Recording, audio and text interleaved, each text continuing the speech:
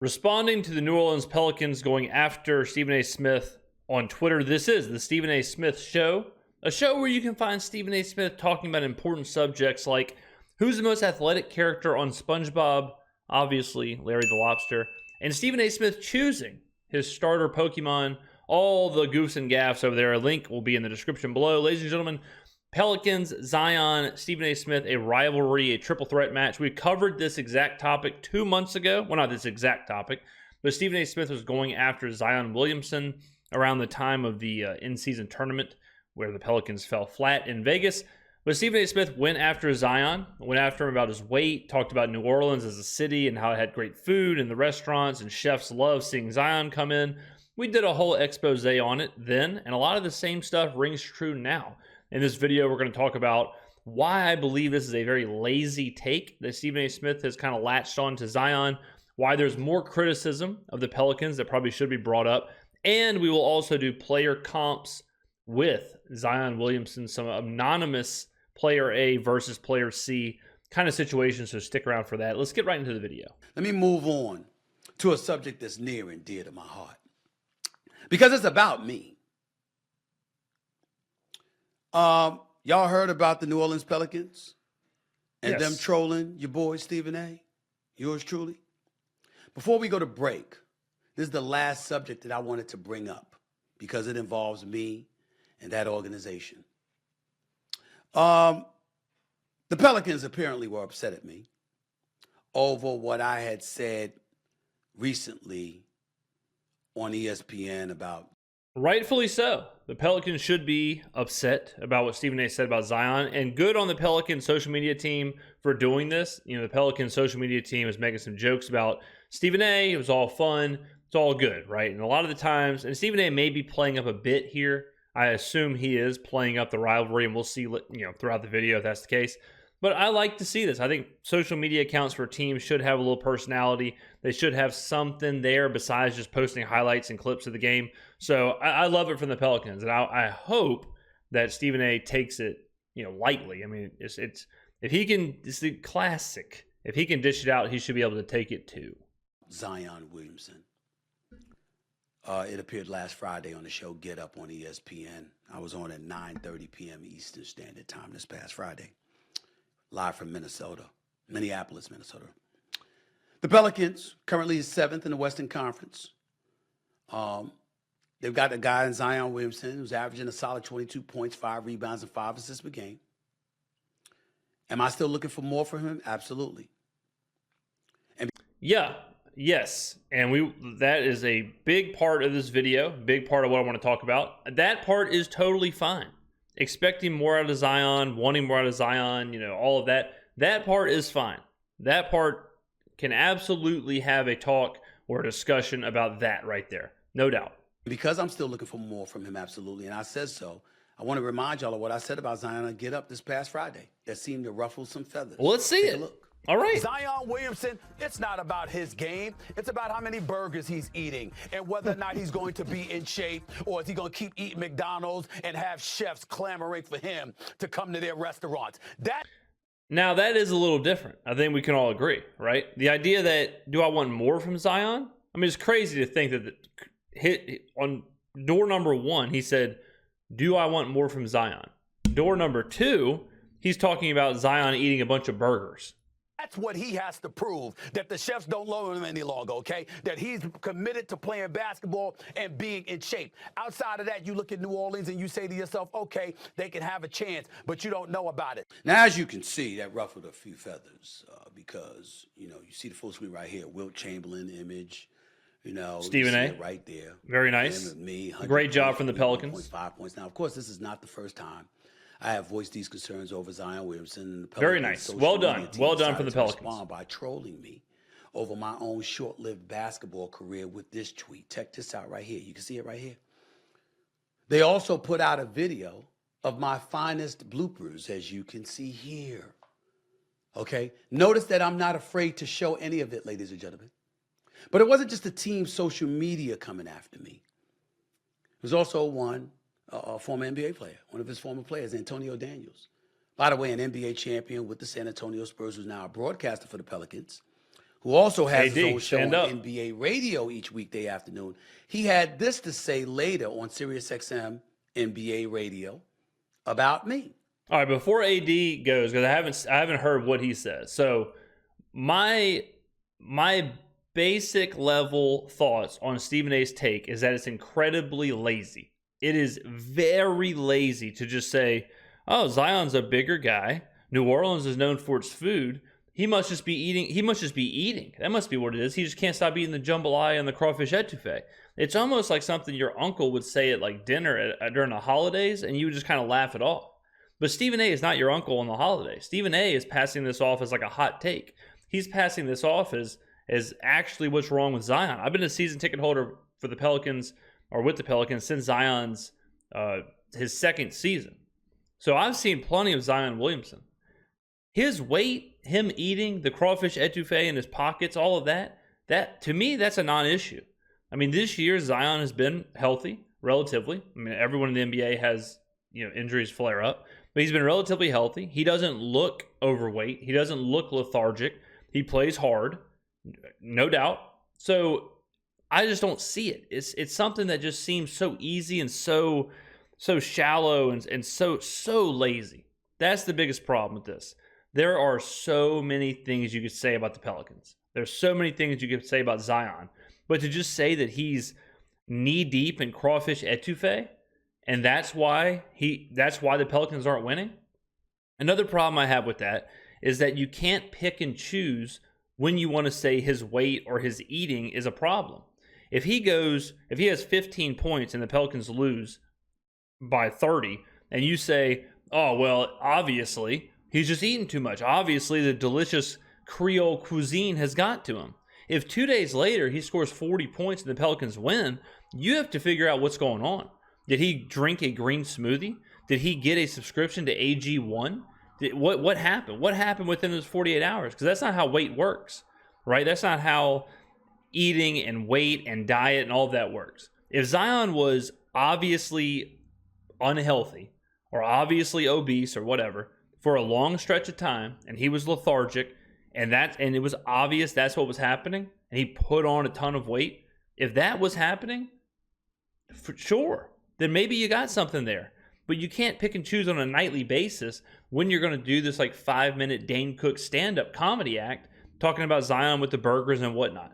It's part of this like hot take machine that I think people are just kind of done with. Quote, I'm all for objective, fair critiquing of individuals and collectively of teams. I felt what Stephen A said this morning of Zion was completely inappropriate and lazy. If you have an issue, there's a way to go about addressing that issue. The Pelicans have won 8 of their last 9 games, but then you wake up this morning and this right here is the topic. To me, it's almost gotten to the point where it's... Yeah, I mean, basically exactly what I'm saying AD is saying. And this is, I truly believe that people in the mainstream media or the main sports media, like Stephen A, cannot be, or they aren't, they could be, they aren't tuned in to all these teams and all these players. So some players it's easy to just recite the same bits. It's easy to recite the same thing. Like when Stephen A used to do the Sladva Medvedinko thing or the Kwame Brown thing.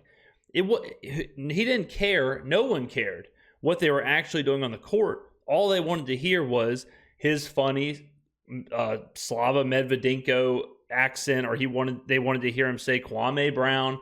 There's nothing that Kwame Brown could have done, or Sasha Medvedinko. I think his name was Sasha Medvedinko. There's nothing Sasha Medvedinko could have done to fix it. It was just a bit. It was just a running bit. This is a running bit. That's all this is. It's a running bit with Zion.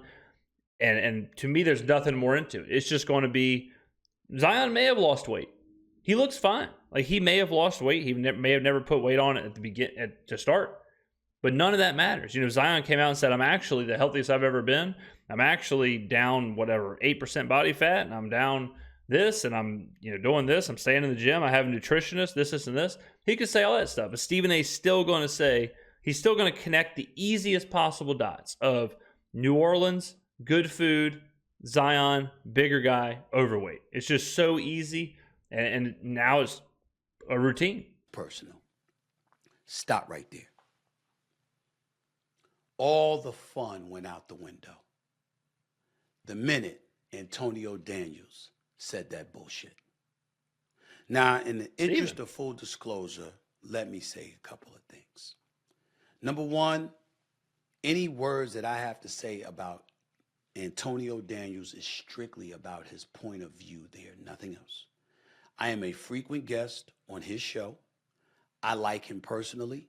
I think he does a great job, and I'm cool with him. Never what you want to hear, because you know after that the person's just going to skewer you. You never want to you never want someone to start with a compliment like that, because then you know it's coming. Then you know it's finna be right there in your face. I just disagree with 2 points that he made. All right.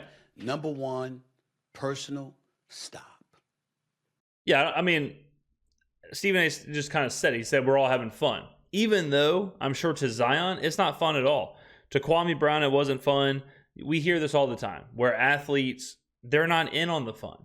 You know, they're dealing with enough. They don't want these media members poking fun at them or having fun. I guess it's part of the job, maybe. But, you know, I don't think it's Stephen A. hates Zion or anything. I think it's exactly what I said it was. A bit, a comedy routine, and Stephen A. is just having fun with it, gets a reaction out of people, and that's all he really cares about. I don't know Zion that well. He's never done anything to me. I've met him a couple of times. His parents and I have spoken on a couple of occasions. Very, very nice people. Yes, I've spoken to his mommy and daddy. Yes. Check that out, Antonio Daniels. Okay? My opinions don't come out of thin air. That's number one. It's not personal. I'm rooting for the kid. I'm not rooting against him. Just like I was getting on Kyrie last year. I want you on the court because you're a superstar. What are we seeing from Kyrie Irving on the court right now with the Dallas Mavericks? A superstar. Just like I sit up there and I want James Harden on the basketball court. And I want him to show up in the postseason. Why? Because if he does, the Clippers could win the chip. I want LeBron James and them on the court. I don't want you sitting out games against the Golden State Warriors, but you playing the very next night against San Antonio. That's not what I want. It's not personal. I'm a basketball fan that want to see the greatness for basketball players. Clearly a level of greatness I did not possess. So let's get that out the way. But then to sit up there and to say lazy. Well, congratulations on that, Antonio Daniels. It's the first time in my career I've ever been labeled lazy in anything that I've done. Second time. I definitely said it was lazy too. And it is lazy. Unless you have Zion on the scale, unless you have Zion's measurements, unless you can tell me that you have facts, no doubt about it, that he has gained weight or his body fat index has gone up or he is lethargic and all of that is the reason. If you have that, we're locked and loaded. But some rumor that a chef likes when Zion comes into the restaurant, I bet they do. I bet they love whenever any athlete comes into the restaurant. Do y'all really think that Zion, especially if you live in New Orleans, do y'all think Zion is like going to Galatoire's on Bourbon Street and he's just ordering off the menu, just boom, another entree, another entree, another entree? Do y'all think he's Babe Ruth? Like, how do y'all see this playing out? Do y'all think Zion goes to these restaurants and the reason that the chefs like that is because Zion keeps ordering food? Or do you think the chefs want Zion or any other professional athlete to come into the restaurant because they rack up a huge bill, because they're with dozens of people, because they're ordering the highest shelf liquor and they're ordering the best cuts of steak and they're ordering the best entrees? They're not skimping. What do y'all think it is? Because it doesn't sound like it makes very much sense that he's going to Pesh or he's going to any of these restaurants down there, and the reason they like it is because of how much he eats. Why would a chef care how much he eats? Wouldn't the chef just care how much money they're spending? Because I know he's going to get into, I would assume he's about to say that he has on good authority or he has on a source or whatever. Those are founded sources about the whole Zion being celebrated by these chefs. Anytime you want my work schedule, my brother, we can have a conversation. Let's see how much work you can put in. He's obviously also, AD is obviously also not saying that Stephen A. is lazy. He's saying that the take is lazy, which it is. It's the laziest thing possible. Same thing as saying if Zion was in New York, being like, man, he's just at Broadway shows too much. Or if he's in Miami. Zion's at strip clubs too much. Like, it's just like it's the laziest take possible. So this part right here is completely disingenuous. The idea that he thinks that Antonio Daniels is calling him lazy as a person. He's talking about the take that Zion eats too much being lazy. Come on now. That was unnecessary. You might say, well, what Stephen A. said about Zion was unnecessary. Well, damn it, let him speak for himself. Do I have to get into details about the issues that the New Orleans Pelicans have had with keeping him from stuffing his face and his stomach? Do I have to go into detail about how this brother has hidden food? Literally, I'm not speculating. Hidden food from y'all.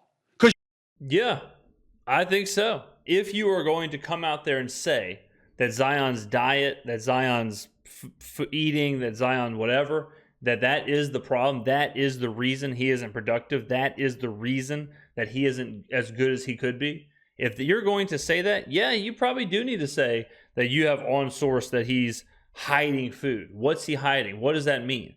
Is he's on a diet plan? Like, even that, there's a lot of questions. If you told me that they put Zion on a strict diet plan, and Zion loves, I'm just going to make all this up, Zion's on a strict diet plan, and Zion loves Oreos, and someone caught him having a Oreo in his backpack or something that he was hiding, like something like that. Is that big of a deal? I don't think so. Taken out of context, it sounds crazy. It sounds like Zion is hiding just hordes of candy and hordes of food and hordes of whatever else. When you're talking about something that's unquantifiable, like how much he eats, when you're talking about that, context matters. What all of that does matter because it can really escalate the story. Because you work for the Pelicans too. So we wouldn't know how much he was eating. Stop it. You know it's true. I've been covering the NBA for 30 years. You know how much stuff I could say? But I never would. Because I don't violate people and I don't violate trust like that. Don't come to me talking about I'm lazy. What I was saying was Mike Greenberg was asking about the threats within the Western Conference. I specifically said it's no concern about Zion Williamson, the player. The concern is about how many burgers he's going to eat. And I think that's incorrect. Because I think the concern is about Zion, the player. And I don't think the concern is about Zion's burgers, his burger intake. That's what I said. In other words, I wasn't talking about the recent winning streak. I wasn't talking about their top 6 spot and avoiding the play-in in the Western Conference. I was talking about the long haul as the playoffs approach.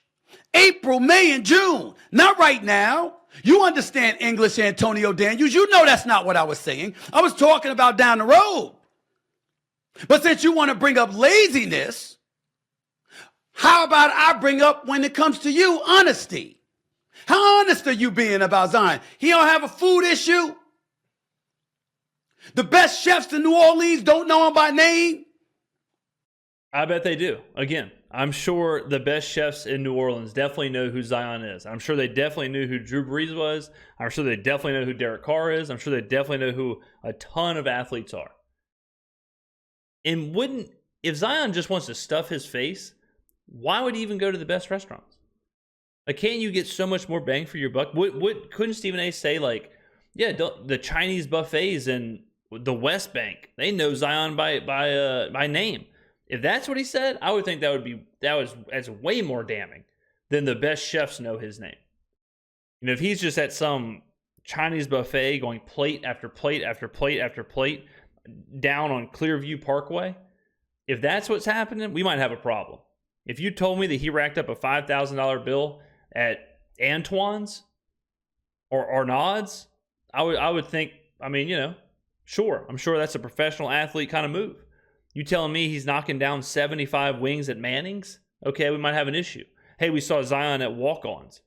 He had 4 burgers. He was there by himself. He had four burgers. I would think we got a problem. We got a big issue. They don't try to shuttle car services to see him, to get him, because they love his business. I'm exaggerating. He didn't have a weight clause. They ain't concerned about his diet and his weight and his contract. I'll tell you this too, about the weight clause and about the diet and the nutritionist and all of that.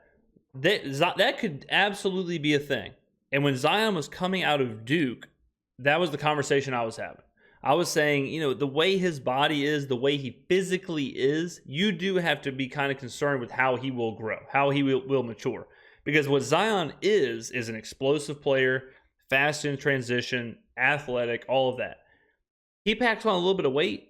He gets hurt, you know, as he ages, body gets a little different. All of a sudden, he's Zach Randolph. All of a sudden, he loses all of his athleticism, his hops, all of that. So I can definitely see where they're thinking we have to monitor this in order to make sure that everything's fine. But that's a huge difference. And we need to monitor it. We need to make sure it's good. We need to keep him on track as his body changes and ages. You got to remember, guys, these are 18, 19, 20-year-olds getting drafted. So their bodies are going to change, just like everyone's body changes. I'm 34 years old. My body is a whole lot different right now than it was when I was 20. I'll tell you that. And I've got to monitor it. I've got to monitor my diet. I've got to monitor my nutrition. All right. And I'm not getting paid a couple $100 million by a $1 billion corporation. Okay. So that all is fine. And I would assume that for players like Zion, high draft picks with his body type and all that in all sports, I would assume all those players, their diet's being monitored, their nutrition's being monitored, everything's being monitored. To me, that all sounds commonplace. Do I think Zion is the only prospect that has had his nutrition and diet monitored? No. Do I think that's even because of his eating habits? No. I would assume that's just a long-term injury prevention kind of plan. It's a long-term keep him healthy plan.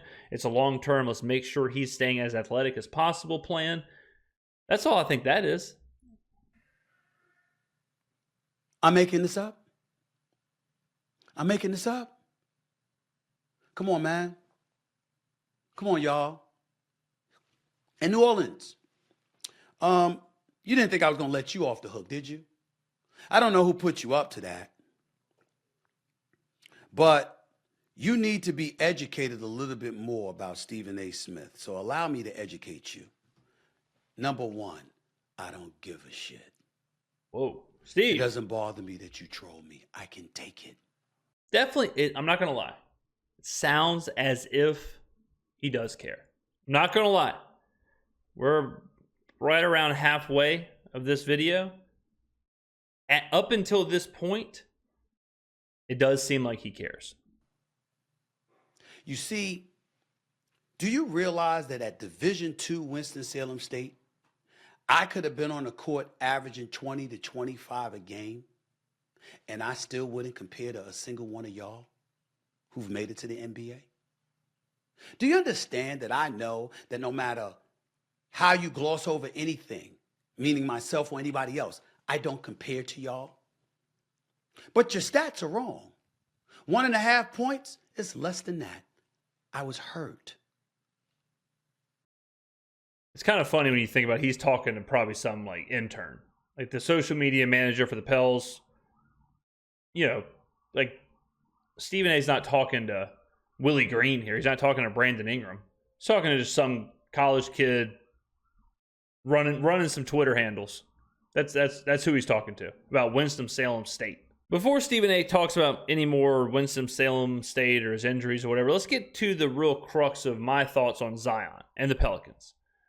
The Pelicans' problem with how good they are, or are they a real threat in the West, or all that, is that up until right now, that's been predicated on the idea that Zion could be an MVP. Right? The idea that he could lead them there. He could be a dominant force to drag them to conference championship or NBA finals or whatever. I think it's obvious now that Zion is not an MVP level player. I think it's obvious now that Zion is a good player, sometimes a great player, but he's not great enough to do that. So the Pelicans have on the roster, they've tried to build this roster around Zion, and they currently have a bunch of good players. In the NBA, that doesn't cut it. In the NBA, you have to have great players, elite players. There are teams with multiple elite players, like the Lakers, like the Suns. They're not winning the West right now. They're not even in the play-in right now. They're certainly not in the playoffs right now. So you need more than just good players. The Pelicans have good players. Just like the Knicks, when the Knicks thought Julius Randle was their franchise player, and they thought Julius Randle was going to elevate them and be the MVP and drag them to a conference finals, it wasn't until Jalen Brunson became that MVP level player, that elite level player, that the Knicks kind of figured out who they are. Now, I know you're thinking I might be kind of hard on Zion. I like Zion. I think Zion is good. I just think at this point of his career, we have to accept who he is. We have to accept what the expectations for Zion are. Let me show you some statistics. I did this today in prep. All right, so the top 3 stat lines you're seeing is Zion 3 seasons. First is his college, his only year in college. Then you have this year. And then you have his best year ever as a pro, which was cut short to 61 games because of injuries. So that's kind of a look at what Zion can do at his best, what he can do on average, and then what he did in college, what we thought he could do, right? Now, underneath that, I put the names here because it's a lot happening. In the middle are current NBA players. And if you look at those stats, their stat lines, it's very similar to Zion's. The Pascal Siakam, the Bam Adebayo, the Kyle Kuzma, the Alperen Sengun. Those stat lines some of them are better than Zion's, and some of them are about the same. Then you have historical players. So you have Charles Barkley, a comp to Zion coming out of college. Shaq, a comp to Zion coming out of college. And you look at what they did. And then you have David Lee. David Lee, certainly not a Hall of Famer, certainly not an NBA great. But you notice his stat line is similar to Zion's, better than Zion's. Zion is more of David Lee than he is Charles Barkley. And he's not even David Lee. Zion is more Alperen Sengun this year than he is Joel Embiid. And if you go to the bottom, you do see Joel Embiid. You do see Luka Doncic. And you see how much more they're doing, how much more impactful they are, the kind of stats they're putting up. And I picked them because those are 2 guys who are trying to lead their teams to titles and have not done it yet. Those guys have had those kind of seasons. Joel, 33 points per game, 10 rebounds per game, 4 assists per game. Luka, 32 points per game, 8 rebounds per game, 8 assists per game. Unbelievable stat lines. That didn't get their team to a title. Okay? So Zion playing pretty well this season. 22, 5, and 4. Or if you round up, 22, 6, and 5. All right, 22, 6, and 5 is good. There's nothing wrong with that. But 22, 6, and 5 isn't even Pascal Siakam. Pascal Siakam, 24, 8, and 6. Right? It's right there with like Kyle Kuzma. Kyle Kuzma right now, this is last year, 21 points per game, 7 rebounds per game, 3.7 assists per game. Look at that compared to Zion's year this year. So when you look at that kind of production, the idea that people have with Zion that he can be this MVP level player, look at his best year ever as a pro, or look at how he was in college. Because we all remember how exciting he was in college. We all remember the hype when he was in college, right? Look at him in college. And then look at some of the stat lines underneath him. Look at how much better he would have to be on the same wavelength of a Charles Barkley, or a Luka Doncic, or a Joel Embiid, or even David Lee, or even Alperen Sengun, or even Pascal Siakam. Like when Zion was coming out, he was fun to watch. He was athletic, transition dunks, the blocks, all that was cool. It's the same player. He hasn't changed at all. He hasn't developed a shot. He doesn't do anything differently. All Zion does, ISO, drive to the basket, try and finish. Maybe get some contact. That's really about it. Beyond that, not much. His rebounding has gone down, obviously. He's not as physically dominant in the NBA as he was in college. You know, he is not like Shaq. That was a bad comp because Shaq was huge, 7 foot, 400 pounds, and he was athletic. He was something that no one had seen. Charles Barkley is probably a little bit of a better comp because Barkley was undersized and he wasn't like a 7-footer. But Barkley, his rebounding maintained, got better. Zion's has dipped. Zion went from about 9 rebounds a game all the way now to not even 6 rebounds per game. And then at his best was 7 rebounds per game, right? So the idea that Zion can go from 22, 6, and 5 and basically double his rebounds and assists per game to get to that like 23, 23, 10, and 8, 23 or 25, 8, and 8, somewhere in there. Like 25, 8, and 8, that's good. No doubt. It's good. But it's not this elite generational, the next LeBron James, the next Shaq, the next Charles Barkley, the next whoever. And that's totally fine. It happens all the time in the NBA where a player gets drafted, they have these generational hopes, doesn't really happen, and then a lot of them, they just kind of fade away. Zion hasn't faded away. Zion has worked through injury, all of that. And he's created this kind of realm he's in now, which is just a good, solid player. He's a good, solid player, and he's surrounded with other good, solid players. CJ McCollum, Brandon Ingram, good, solid players. But no one would sit there and say, why isn't Kyle Kuzma dragging the Wizards to the NBA the finals? And then you look at the stat line, it's like, well, Zion's kind of doing the same thing, production-wise. No one's going to sit there and say, I can't believe Alperen Sengun isn't in the MVP conversation. And his stat line is better than Zion's this year. No one would look at David Lee, who averaged 20, 12, and 4, and say, man, David Lee should be in the MVP conversation. And he played 81 games. David Lee was just a nice piece. And that's what Zion is right now. Zion, Brandon, CJ McCollum, they are nice pieces. But they have to find their Jalen Brunson. They are Julius Randles. That's it. The Pelicans don't have an elite player. Anyone can be great on any given night. There's some nights where Zion has 35 points and 8 rebounds and 5 assists, and it's sweet. But can we expect that on average? No, we can't. There's some nights CJ McCollum has 35 points, and it's sweet. There's some times where Brandon Ingram has 33 points and he hits 8 straight threes, and it's sweet. But is that who they are on a night in, night out basis? No, they're not. The Pelicans are good, but the Pelicans are a young team who's trying to figure out how to win.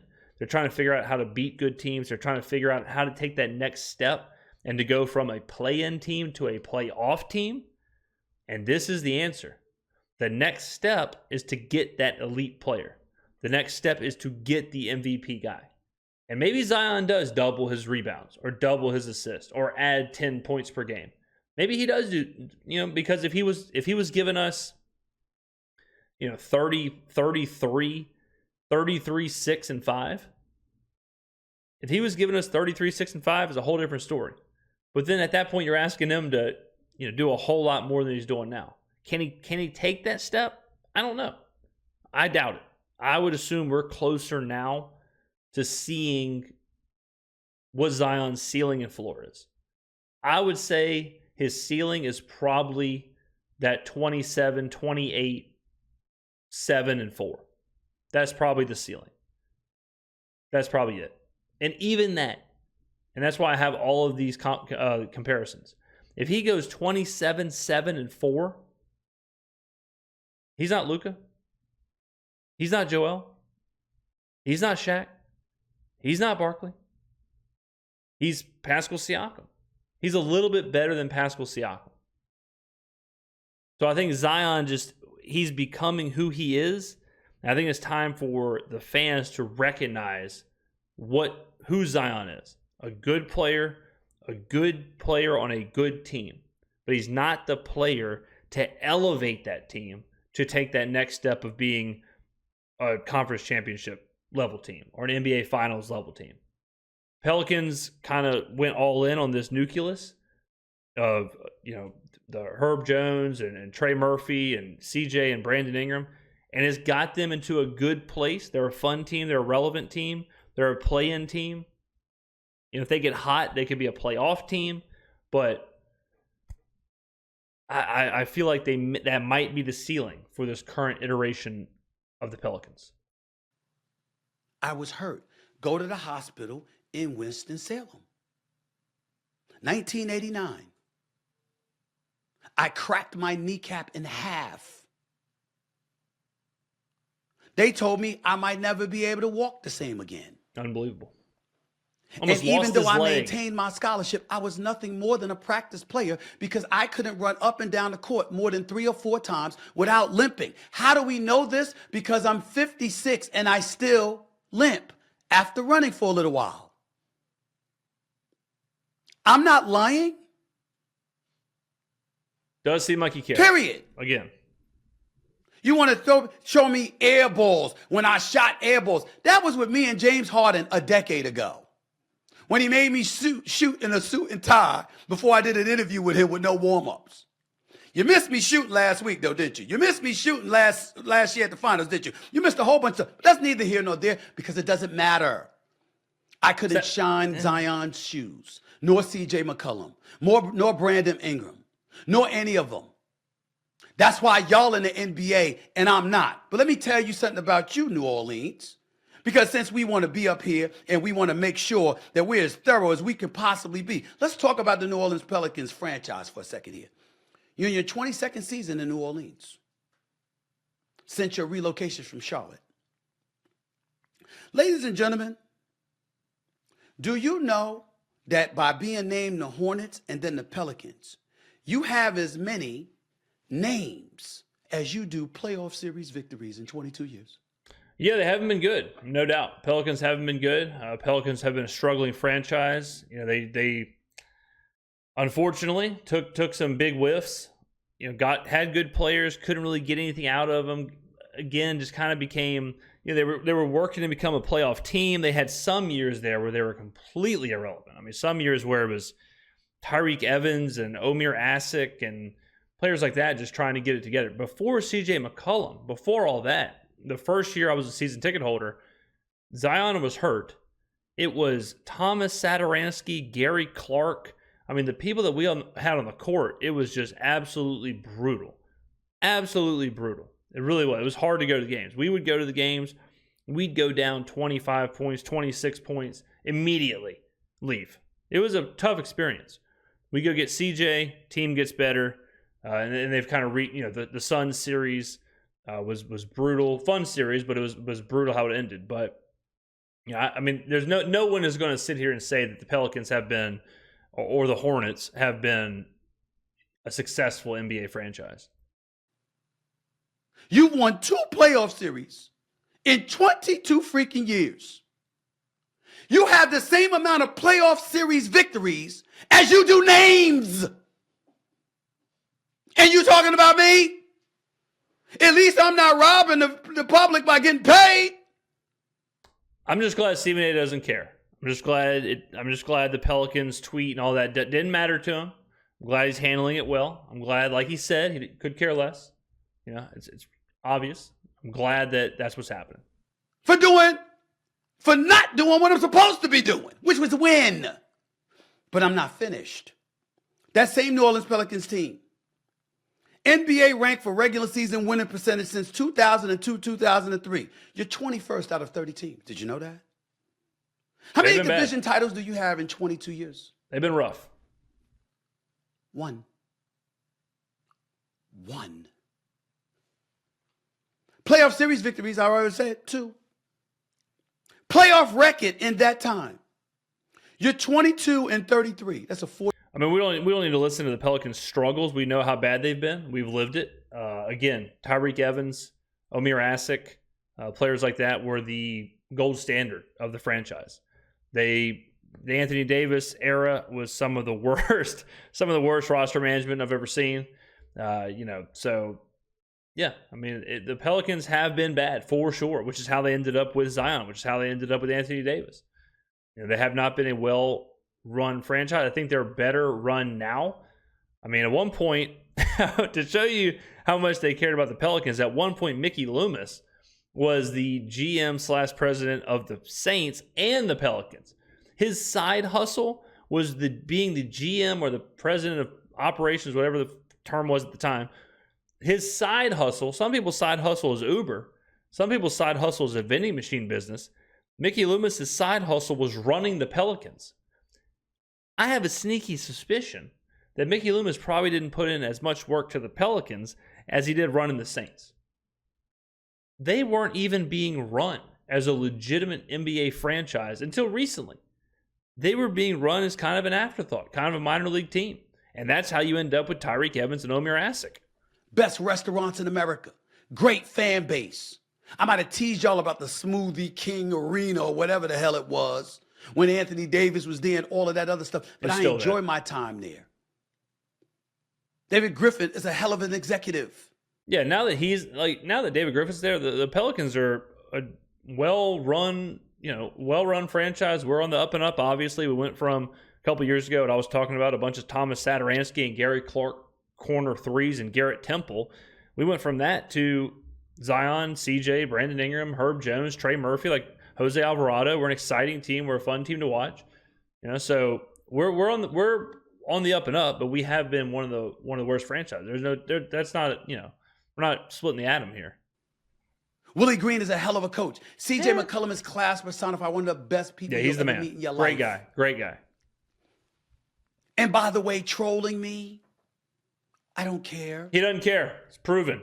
You want to take a boxing video when I got 2 torn rotator cuffs from 7-8 years ago, and I'm fine. Why is Stephen A. hurt so much? I mean, shattered his kneecap, tore both of his rotator cuffs. Like, what's going on here, ladies and gentlemen? Maybe he should monitor his diet. Maybe he should get a nutritionist. We started thinking what's going on here. You want to sit up there and show me with a pot belly and me looking? You clearly haven't looked at me.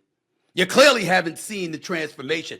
I'm 56 and I'm doing shredded out of his mind. And I'm talking to you about one of your players under the age of 25 who it's never wrong to be strong. And your response is to troll me instead of noticing your own record, your own futility, your own failures. Quote, we can disagree without being disagreeable. You my brother, we good. I just disagree with your quote. But come on, y'all. Pelicans really goes after me. What you think they gonna say about you if you continue to be this futile? Get it together.